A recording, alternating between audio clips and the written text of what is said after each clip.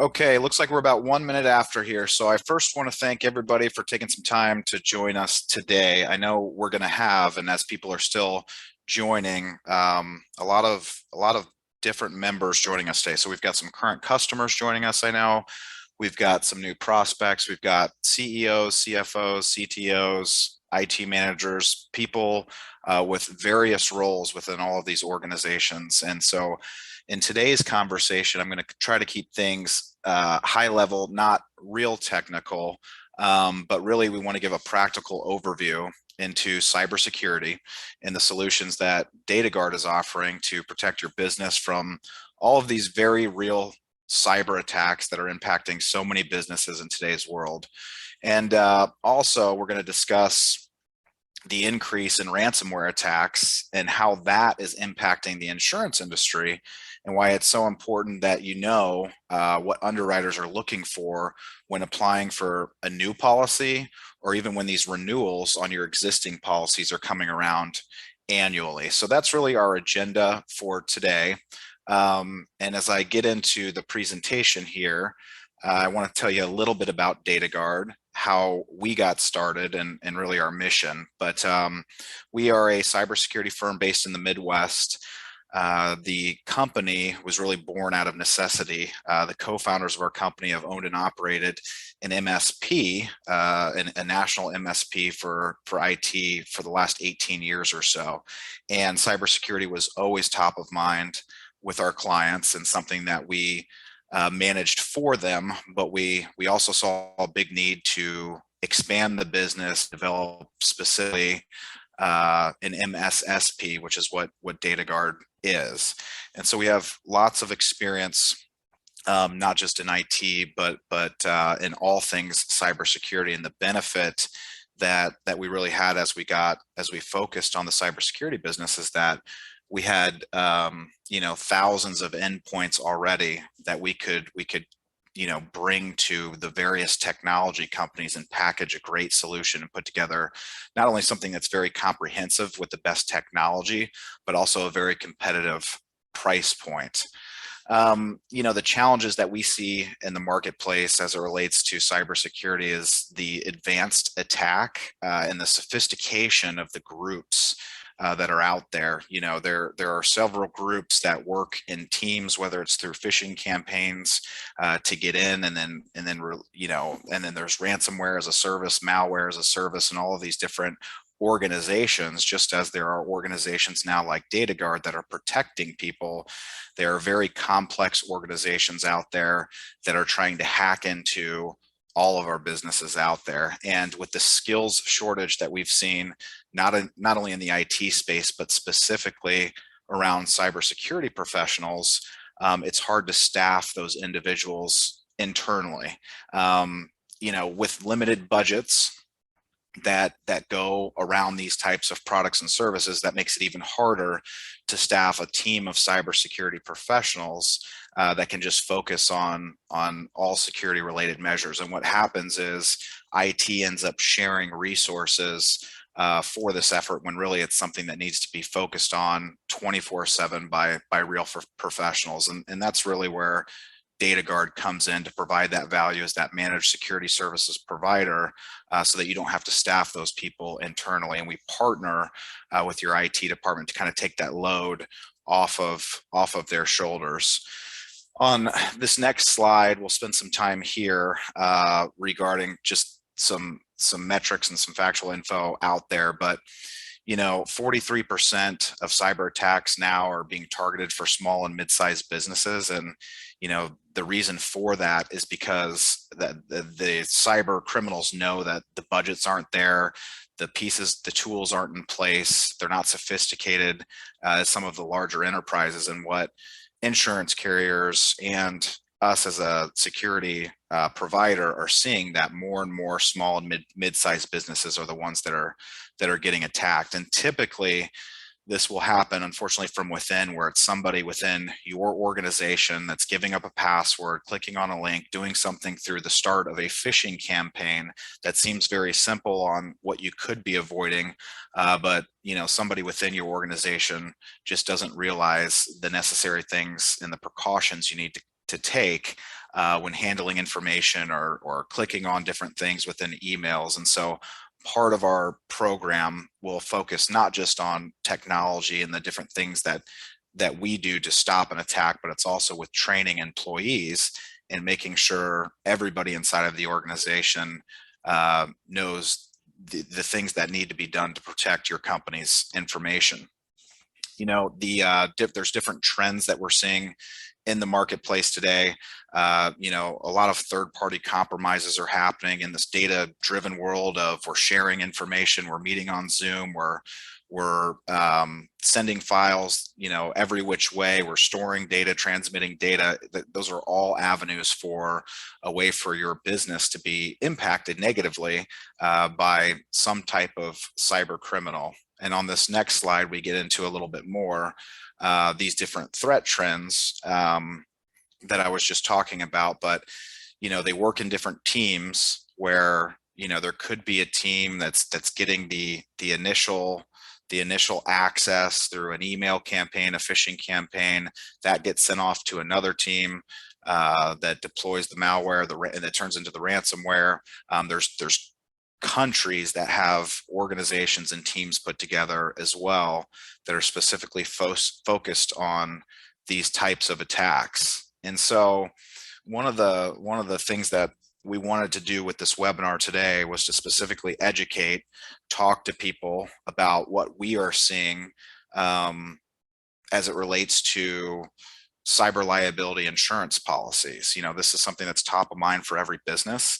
Years ago, it was very easy to get an application filled out and obtain a policy. It would be things like, you know, how many employees do you have? What's your total revenue? What type of industry are you in? And maybe a half-page questionnaire around, you know, a few different protocols. But as, you know, the whole workplace went remote in 2020, ransomware claims have exploded over the past 2 years. We work with a number of carriers and brokers really that have, you know, explained that, you know, since 2020, no insurance carrier has made a profit on a cyber liability policy because there's so many claims. So this is what's really driving the underwriting now. It's just much more expensive. It's much more risky to hold these policies as an insurance carrier. So what you're seeing is the premiums go up considerably, probably 200-300% since just 2020. But I was talking to a broker yesterday, in fact, and he said he was telling me about a case study where a client of his that, you know, a smaller mid-sized manufacturing company, low risk, last year they had a $1 million plan that I believe was about $5,000 annually for the premium, and I think the deductible was around $5,000. And he said this year at renewal, the new plan is $15,000 for the annual premium, and the deductible has gone up to $25,000. So a considerable increase, over 100% increase on just the premiums. And then what they're also doing on renewals now is if you're coming back through those questionnaires for the renewals and certain things aren't in place, you know, one of those being one of the biggest pushes is multi-factor authentication. With one of the specific businesses he was talking about, he said they had a $1 million policy, but the carrier found out that they didn't have MFA installed on some of their system, and so they're sub-limiting the first party losses for business interruption from 1 million down to 100,000. So they're losing 90% of their coverage. They're paying almost 3 times what last year's premium was, and their deductible has gone up almost 5 times. And that's kind of a lucky scenario. Most carriers now, if you don't have MFA installed, you don't even get a policy anymore. So, you know, a lot of changes that are happening, and especially with the application process. You know, it went from a 1-page app to now you're at about a 6-page app asking about all of your security operations and what are you doing? Do you have an EDR solution in place? Is there a 24/7 security operations center? Are you running a security awareness training program for all of your employees? How many vulnerability scans are you doing per year? Are you running any penetration tests per year, and and how often? These are all things that you didn't have to do previously to qualify for one of these plans that now you do. And these are all things that we're going to be talking about today in this webinar, and things that DataGuard can help with. So it'll obviously depend when you're going to apply for one of these policies, in terms of cost, what the risk level is, what kind of industry that you're in, what kind of information do you house? Is it HIPAA related? Is it banking information, social security numbers? And the more risk you are, the higher those costs will go to get a policy. But one of the other things that you're seeing now as well is a limited payout percentage on ransomware claims. So just because you have coverage now, doesn't mean that if there is a ransomware claim that you're going to get that payout from your insurance provider. They're only going to cover a percentage of that payout, and it's becoming smaller and smaller. And the last thing on this slide here is that we're seeing more litigation, more lawsuits that are coming around. I think just last week, and this is one to keep an eye on, in Illinois, there is a traveler's insurance rescission action that was filed against a policy holder that had a data breach and tried to utilize their claim to pay for damages and remediation and everything else. And travelers insurance brought this to a federal court in Illinois to void the policy, as they said that MFA, multi-factor authentication, was misrepresented in the application process, and now the policy should be voided. And so, whereas you really haven't seen any of these court cases or any of these lawsuits in the past, these things are now happening more because insurance companies just are losing more and more money through these ransomware claims. So not only is it important to have all of these solutions that we're talking about today in place to protect your business, but you have to have these in place to protect these agreements that you have with not only your insurance companies, but it could be with the big contracts you have with your clients. Most people that we're talking to these days to bring bigger contracts on board are mandating that you have these things and these data privacy protection things in place on your business's side in order to even do business with your customers these days. So as I move on to the next slide here, that kind of is a good segue into how we're utilizing our technology, our solution to stop these breaches. And in the cybersecurity world, it's a matter of people, process, and technology. So we utilize what we consider to be the best technology in the marketplace in terms of an endpoint detection and response tool. That's the platform, the agent that gets installed on all of your devices throughout your organization.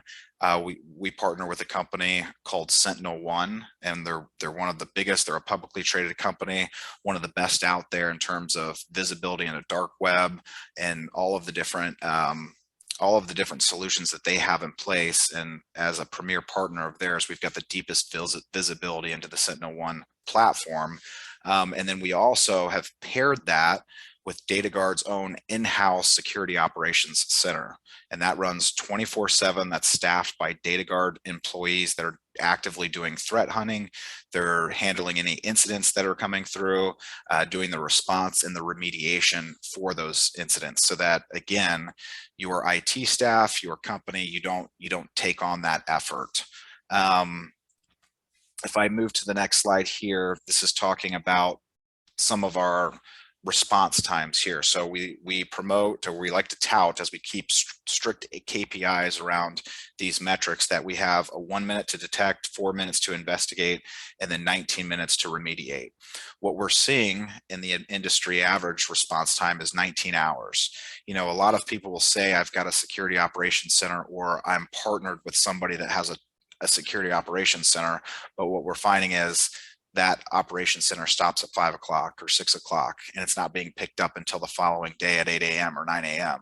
And so the response times are varying greatly. Whereas when you partner with a company like DataGuard, you have access to that 24/7 SOC that you'll always have a line of communication into, but we'll be handling any incidents on your behalf. So getting into some of the products and services that we're offering. So the Guardian product is the endpoint detection and response tool. That's the agent. So most people, and on most insurance applications, you'll see EDR, which is what that stands for. That's evolving now into something called XDR, which is really an extended detection and response that covers more than just the endpoint. And so again, when you pair the tool with the team, the people and the process, that's where you get the Guardian Absolute product, which is our MDR, our managed detection and response service. When one of the advantages is that we have with our security operations center and our team is that we've deployed this agent, this tool, on tens of thousands of endpoints, and we've been monitoring that for years now. So just as in any other software that you could be familiar with, the software can do all kinds of different things for you, but if you don't know how to manage it, if you don't know how to implement it and manage it over time, you're not going to be getting the value out of it. And that's one of the key things that our Spartans through our security operations center have. They have that experience behind them. Another good thing about the managed service that we're providing is that you get a dedicated program manager.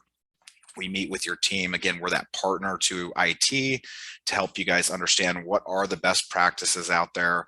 What are the things that you need to be doing, whether it's something we can provide or it's just a normal, backup type of thing, or if it's implementing MFA throughout, we can consult with you and help you to make sure that you guys are as protected as you can be. And so, nobody, no matter how many security solutions that, you put in place out there, is 100% protected.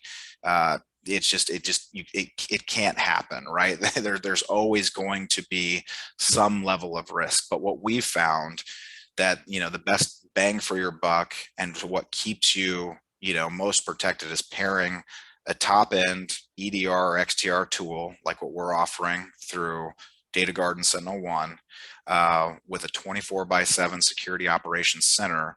That's going to eliminate the vast majority of the threats that are going to be impacting your business. And with that, we have a number of different enhancers that we can layer on, based on your business needs. So not every business will need every single solution or package that we have to offer. And it might not make good business sense or from a cost perspective to put everything in place. And so what we like to do is get started with the absolute package, and then we can build the enhancers around that. So again, one of the things that you're going to be seeing on all of your renewals that are coming out, and what another thing to note is that these carriers are going to be sending you, as your plans are only annual, your cyber liability plans are annual, you're going to be getting, if you haven't already, these conditional non-renewal notices prior to your renewal period. It's going to tell you, you're going to have X, Y, and Z in place. When you get those notices, that's when you should be reaching out to us to say, hey, I need help navigating through this. I know I sat through a webinar of yours, and now I'm required to not only have MFA, but I need a cybersecurity awareness training program in place. I'm supposed to be running vulnerability assessments, quarterly, and I have to do a penetration test once a year now, and I didn't have to do that before. So that's all a part of the enhancement program that we have, that we can start layering those on. It's not something that you have to go with at the outset of coming on board with us, and it can be added at any time. So on this next slide here, this gets into some of the different, or part of the vulnerability and assessment, which is one of the enhancer programs that we have available. What I'd also like to do is show you here one of our data sheets. I'm going to be sending this data sheet out to everybody that attended the webinar today. This is just goes through step by step what you get with each of our products and services and each of the programs that we offer. So you'll see in the Guardian Absolute category here, you'll see, you know, what you get with everything. So you might need something like a Ranger program. This would be an add-on. If I scroll up here, you could see. So this is one of our, it's a global asset inventory. If you've got, an example would be if you've got multiple locations or multiple Wi-Fis within an organization, you've got a public and a private Wi-Fi. If there's unknown devices or rogue devices that are joining the wrong network, sends notifications. It allows you to do a lot of different things. Not everybody might need Ranger, but that's one of the enhancers that we have available. Again, we've talked about security awareness training, vulnerability management. We can also help with writing policies and procedures, whether it's for HIPAA, PCI compliance, any kind of handbooks that you need. Those are also consulting services that we have offered through our enhancement program here.